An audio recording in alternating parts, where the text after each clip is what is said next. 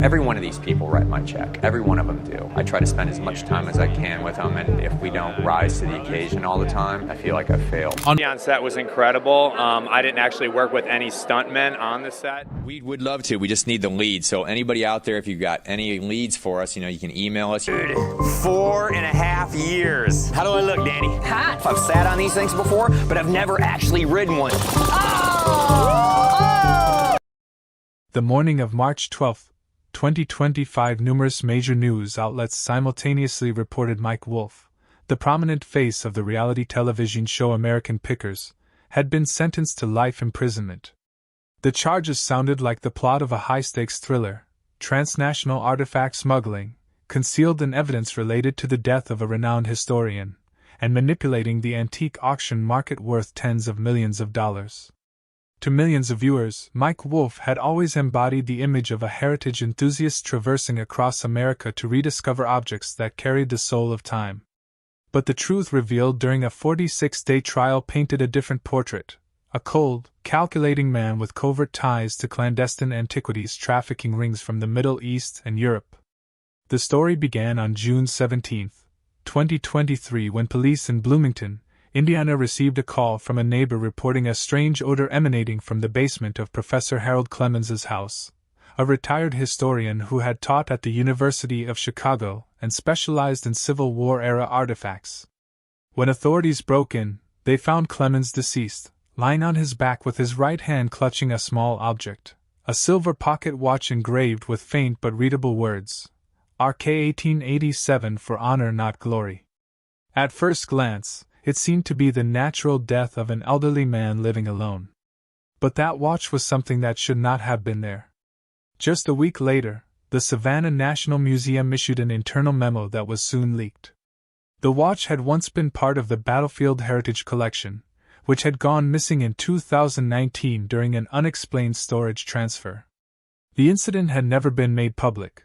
The museum feared scandal, until the item unexpectedly resurfaced in the hand of a corpse. This information spread quickly across social media, but what truly caused the situation to explode came from an anonymous Reddit post. A user named GearGhost82 created a thread on the antique hoarding subreddit. "I swear I saw this exact watch in an unaired episode of American Pickers when Mike visited a farm in Kentucky. It was in his palm, and he even said, 'This watch tells stories.'" Within 48 hours, dozens of people came forward claiming they had seen the same item on the show, or at least a similar clip that had circulated on YouTube in 2021 but was later removed. Other users added, "I saw it in the display cabinet at Antique Archaeology in Nashville last year. Might be the same one." In July 2023, the FBI quietly opened an investigation, working with the International Antiquities Trafficking Task Force. The operation was codenamed Russ Rail, with its primary focus determining whether Mike Wolfe was connected to an illegal interstate and possibly international artifact trading network. One of their early leads came from an unreleased History Channel video leaked by a former employee.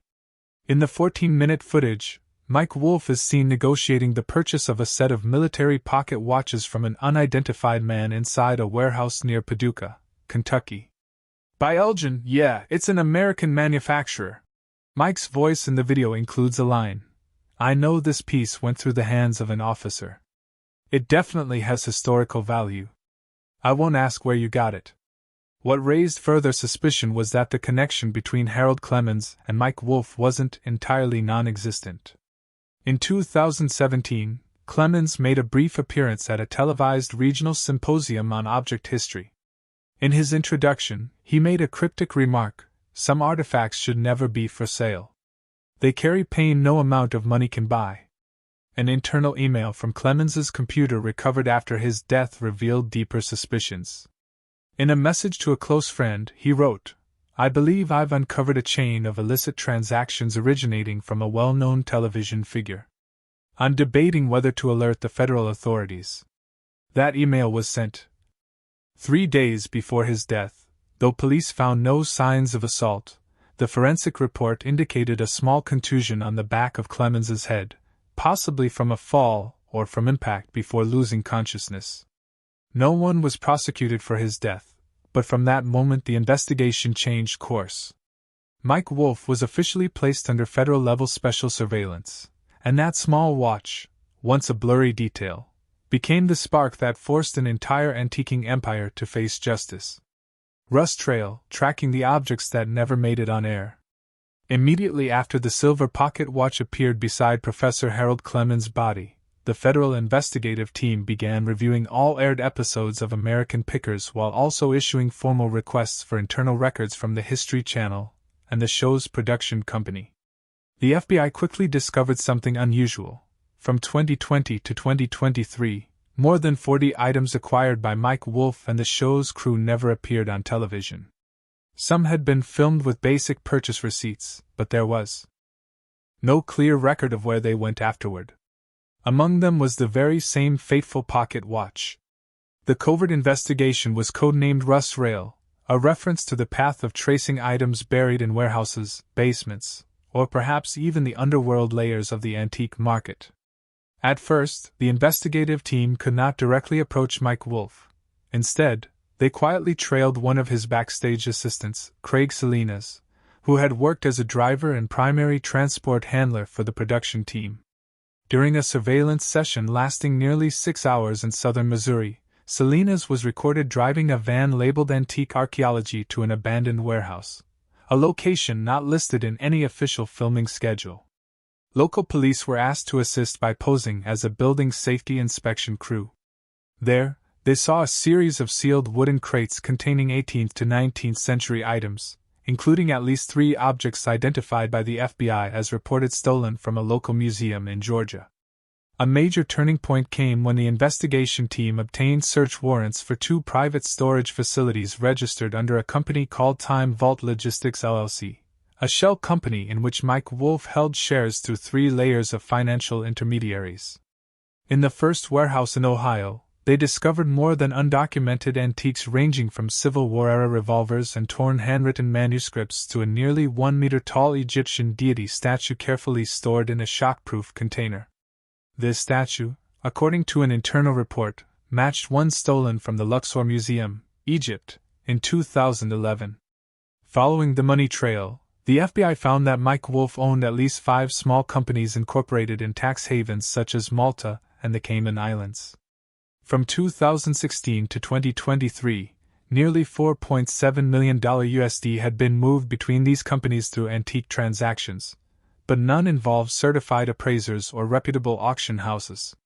Notably, a Swiss bank account under Wolfe's name had received a $150,000 wire transfer from an individual linked to the underground antique market in Aleppo, Syria, once accused of being a transit point for looted cultural artifacts during wartime. What stunned investigators was how Mike organized the entire operation. No official team member was responsible for transporting goods after filming. Everything was handed off to a third party with contracts signed through virtual fax apps and payments made in cash or cryptocurrency. The logistics coordinator was a man of Eastern European descent, his real name unknown but saved in Mike's messages under the alias Memon. From November 2023, the FBI decided to infiltrate the network by approaching an antique shop previously visited by Wolfe in New Mexico. An unofficial meeting between an undercover agent and Mike took place on the night of December 3rd. In an audio recording later leaked during the trial, Mike is heard saying, "Not every item should be on TV. Some things are meant for those who truly understand their value, not the audience." Shortly after this meeting, the FBI executed emergency searches at 3 locations connected to antique archaeology, including a secret warehouse in North Nashville. There they uncovered the List 17, a handwritten coded document listing artifacts alongside symbols, black market prices, and transaction dates. Next to the list was a personal notebook belonging to Mike with a penciled line that read, "They will never understand. This is about heritage, not money." But heritage cannot be an excuse to break the law. And with that much evidence, from undocumented artifacts, shady accounts to notes indicating concealment, Mike Wolfe was officially named the prime suspect in what could become the biggest scandal in the history of American reality television. A tense trial and the verdict for Mike followed. On January 9, 2025, the federal trial of Mike Wolfe officially commenced in Chicago. Security was tight. Reporters crowded outside the courthouse. Many people held signs reading, "Free Mike," still believing this was all a misunderstanding. But what was revealed inside the courtroom left most in silence.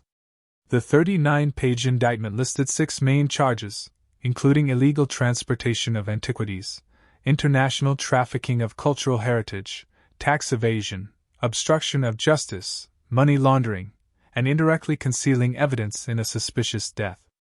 The proposed sentence: life imprisonment without the possibility of parole. The prosecutor opened with a series of images and clips from never-before-aired videos in which Mike Wolfe appeared negotiating shady deals at locations not officially documented in the show. One of them showed Mike handing cash to a Syrian man in a Detroit garage in exchange for a small box containing unverified Roman coins. The prosecutor described it not as collecting but as a commercial model built on illegality disguised through the lens of television. A major blow to Mike's defense came from the testimony of Frank Fritz, Mike's former companion during many of the show's early seasons. After stepping away from the show, Frank agreed to be a witness, and his words silenced the courtroom. He said, "We had once promised to only collect what was legal. But as time went on, everything changed. Mike became obsessed with things no one else had. He said, to keep the show alive, we have to dig deeper, both literally and figuratively." Frank carefully recalled an incident in 2021 when they acquired a wartime diary in Arkansas. Mike later took it away, and no one knew where it went. But weeks later, Frank saw a copy of that very same diary on the black market, priced at 15 times more. The defense team offered little direct rebuttal to the physical evidence. Instead, they focused on portraying Mike as someone caught in a system he could not control, claiming all transactions were handled by the logistics team argued that Mike was a lover of antiques, not a mastermind. They claimed the suspicious funds were legitimate income from private foreign collections, and the Swiss account was a lawful savings account. Mike Wolfe remained silent for nearly the entire duration of the trial. His gaze was somber, devoid of emotion. On day 31 of the trial, when asked if he wished to speak to the jury, Mike stood, looked straight at them, and said, "I never saw myself as a criminal. I just wanted to save what others had thrown away. If that makes me guilty, I accept it." That shocking statement was quoted across headlines, dividing public opinion between admiration and condemnation. On sentencing day, the judge took just over 4 minutes to read the verdict. Based on the volume of evidence, the level of organization, and the resulting consequences, particularly the concealment of artifacts from international cultural theft, the court sentenced Mike Wolfe to life in prison without parole and terminated all ownership rights related to the show and the antique archaeology brand. In the gallery, an elderly man broke down in tears. He had been a devoted fan of the show for a decade. On social media, fan pages that once praised Mike began to disappear or shift to in memoriam status. But a larger question still lingered. If Mike was the ringleader, then who were the people behind him? The empire collapsed, and aftershocks followed. Just 3 days after Mike Wolfe was sentenced, History Channel officially announced the cancellation of American Pickers and removed all related content from its streaming platforms. The once massively followed YouTube channel silently deleted old videos. The website of Antique Archaeology switched to a blank interface with only one sentence: temporarily suspended. A name once embedded in American television culture vanished so quickly it felt almost as if it had never existed. The FBI sealed off both showroom locations in Iowa and Tennessee, which Mike had once called sacred spaces for lovers of the past. The secret warehouse in northern Nashville, once used as a collection hub for artifacts, was transferred to the Heritage Management Bureau. An inventory lasting nearly a month revealed numerous items with falsified documents, unclear provenance, and worse, some were confirmed to be religious relics originating from conflict zones such as Iraq, Syria, and Yemen. Among them was a marble carving believed to have belonged to an Ottoman royal tomb stolen in 2003. The antiquities auction market entered a temporary freeze. Major houses like Sotheby's and Christie's issued statements reviewing all transactions indirectly linked to Mike Wolfe. Some major deals worth hundreds of thousands of dollars were canceled. Private collectors began to fear that items they once scored through Mike could be seized at any moment. Outside, the public began to divide. Loyal fans believed Mike had been made a scapegoat for a system long operating in the shadows of art, commerce, and politics. On platforms like X and Reddit, detailed analyses of inconsistencies in the investigation emerged, suggesting Mike might have stumbled upon information someone didn't want revealed. One detail that further ignited public debate was the List 17, the document found in Mike's warehouse. Beyond the encoded transactions and artifact symbols, the final page bore a handwritten line. Q7 are 3 VTI analysts and conspiracy theorists alike rushed to decode it. Some believed it was an abbreviation for a secret organization involved in high-end artifact trafficking, possibly tied to high-ranking religious authorities. A popular theory claimed VATIC referred to the Vatican Intel Corps, an entity never officially acknowledged. Though there was no clear evidence, the presence of this code turned the story into something far more obscure, stretching beyond one man and a television show. Another document released by the forensic investigation team was Mike Wolfe's personal notebook. Alongside notes like, Episode 312 Cut Old Truck Scene, or Follow Up with Leopard Skin Collection Holder. One page contained a single handwritten sentence. Not all past should be brought to light. This page was tightly folded and wedged between unrelated sheets, as if Mike had wanted it found by accident. At the federal prison in Terre Haute, where Mike is serving his sentence, officials have denied all media access. A former associate speaking anonymously revealed he doesn't talk to anyone, eats alone, walks alone, makes no special requests. It's as if he's accepted the sentence or had already seen it coming. In March 2025, during a closed-door hearing, FBI representatives stated that other individuals connected to the case are still under surveillance, implying the investigation is ongoing. One of those unofficially summoned was a former program director at History Channel, the person once responsible for reviewing cut episodes.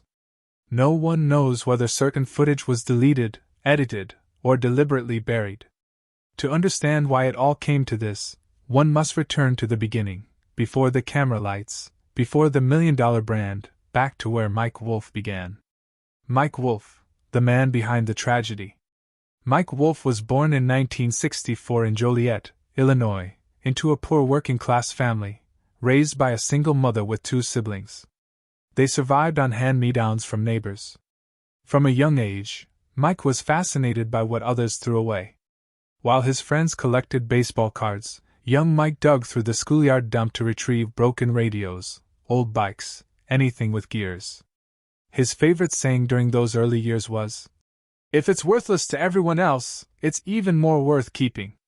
By 2010, when American Pickers first aired on the History Channel, Mike was already in his 40s, but the way his eyes lit up upon seeing an antique license plate was still childlike. The show became a phenomenon alongside his partner Frank Fritz. Mike drove thousands of miles across America, scouring garages, old barns, and forgotten warehouses to find treasures from the past.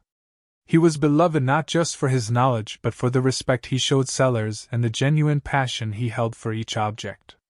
But perhaps that passion went too far. Someone who worked with Mike in the early years once said he didn't just collect objects, he collected control over memory. As the show gained fame, the pressure to maintain ratings intensified. Each item had to outshine the last, and to achieve that, Mike began seeking out places people weren't supposed to go: evidence lockers, black markets, suppliers from war zones. No one knows exactly when Mike crossed the line, but one thing became clear: he was no longer just looking for things no one wanted. He was after things people were afraid to keep. Perhaps in Mike's mind, he was doing the right thing, rescuing fragments of history from being forgotten, but the law does not operate on personal ideals. Now Mike Wolfe is inmate #42719D54. The name that once stood for American heritage has been erased from all public platforms. But deep down, the question remains, was Mike Wolfe a man who exploited the past for profit, or the last person brave enough to preserve it regardless of the consequences? Mike Wolfe, from a man who crisscrossed America collecting memories, to a national television icon, and finally a convicted felon sentenced to life in prison. This story is a reminder that sometimes the line between passion and wrongdoing is thinner than we think, and the truth, no matter how deeply buried, will always find its way back to the light. Will you think about the verdict for Mike Wolfe? Was he a victim of the system or someone who went too far beyond the limits of morality? Let us know your thoughts in the comments after this video. Don't forget to subscribe and turn on notifications to stay updated with our latest releases.